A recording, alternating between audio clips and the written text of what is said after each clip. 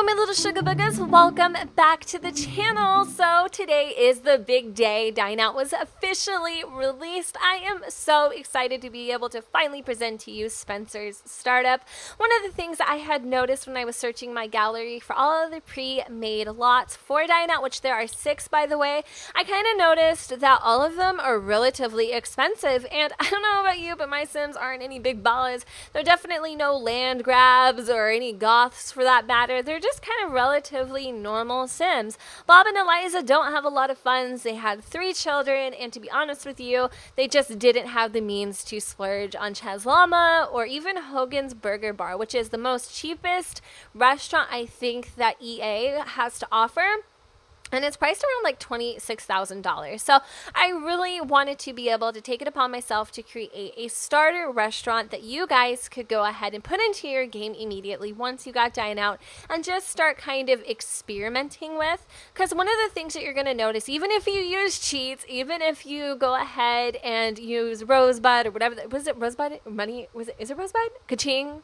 And Motherload. No, it's not Rosebud. That was like a throwback, Jen. Anyway, either way, no matter which way the pendulum swings, if you use any of those cheats, it's still not really going to help with the fact that all of your service and help and, workers and employees or whatever I'm trying to say are all going to start at ground zero too. So even if you have a really nice restaurant, your employees aren't going to be able to have the skills that they need to be able to run it. Does that make sense? So with Spencer's, you can start at the very, very bottom along with your employees. You can learn how to become a manager and owning your own place because it's an experience.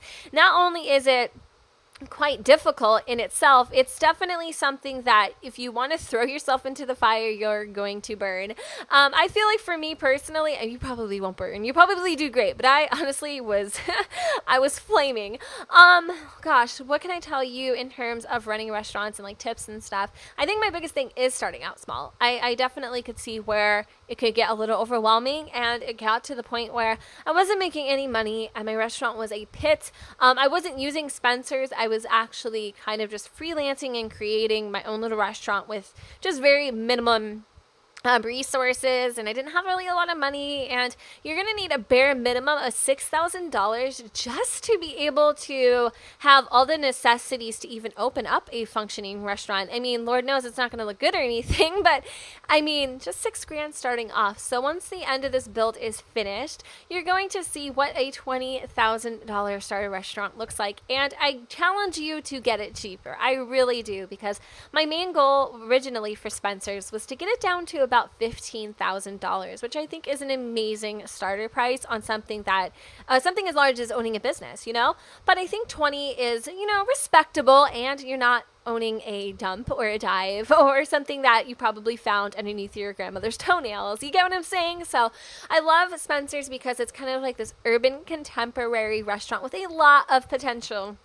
If you are interested in downloading Spencer's, you can do so at Gen2606. And I will also have a review of Dine Out in case you guys are wondering and you want to see what it looks like a little bit in action and playing the gameplay portion of it, and also just some more tips and tricks for like running a restaurant, or at least my experience really, because even though my current restaurant, the Boratello, which I'll be talking more about in my Pancakes Current Household video that'll be coming out sometime in the next day or a few days, you're gonna notice that I'm still nowhere near a pro at playing this game by any means, or playing this new expansion or game pack. I think my restaurant with Mr. Pancakes and Mrs. Pancakes is probably at a 4-star right now. And it's not great or perfect or anything. And I actually think that Spencer's is A, lot cheaper, and B, it looks a lot nicer. I have been filming for it's like 6 hours today, so if my throat starts sounding like a freaking squeak toy, that is probably why. But I guess what I could tell you about my restaurant is that even though it is small, modest, and quaint, it definitely has a lot of charm to it, and I cannot wait for you guys to go ahead and get your hands on this and just blow it up, make it yours, and add on to it and do a whole bunch of different crazy things. What I really also love about it is that it doesn't really have a distinct feel to it. It could be an Italian restaurant. It could be a experimental restaurant. It could be a breakfast bar. It could be like a really cool, like young adult, like college sort of hangout. Literally, it could be anything that you want. And if you have a Spencer's near you in the mall, I know some of you are probably thinking about that store that has like all the little like pranks and weird things. It's kind of like a Hot Topic, but it's more of like an adult gag place. By gag, I mean like not like gagging, like I'm gagging, like ugh, but I mean like gag, like joke, ha ha ha, funny stuff. Oh gosh, I'm a horrible person, but you know what I mean. Okay, anyway. So as I was kind of finishing up Spencer's, I definitely needed to give this place a little aesthetic. I kept just referencing how much simoleons I was spending and trying to keep it cheap. Again, my goal was under 20K, originally 15, but it didn't really work out that well, I guess. So I'm really proud of how far that we came with this build. Like, you honestly have no idea. You can probably hear it in my voice that I'm really excited about it, and hence why it's on such a tiny, incy beansy little lot. If you did plop Spencer's on maybe like a 30 by 20 or even something a little bit larger in size, you could really just explore and just make this explore. What are you going to explore? The bathroom? Because it's like literally 4 squares. But anyway, close enough. You can expand this beast to make it whatever your heart desires, boo. I am not here to judge. So I really don't know if there's much else to say. It's a very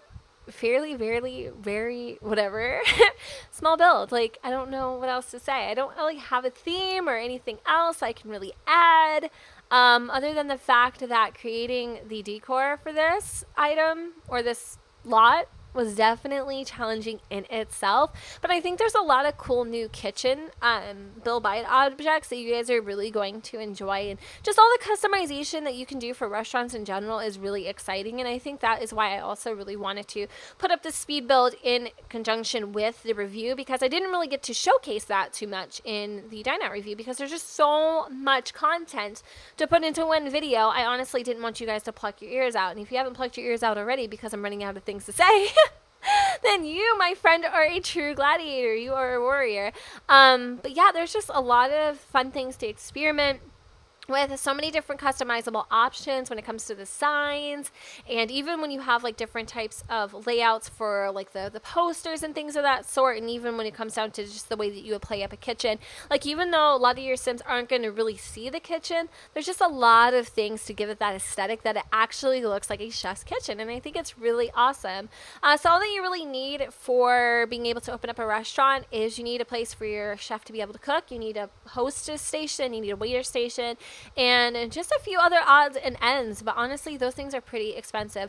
I would have loved to have seen a couple more like cooking station options, because I feel like this one with the window is the most functional, but then there's another one that has like a hot plate and it's kind of like an L shape, and it's just really super awkward to place.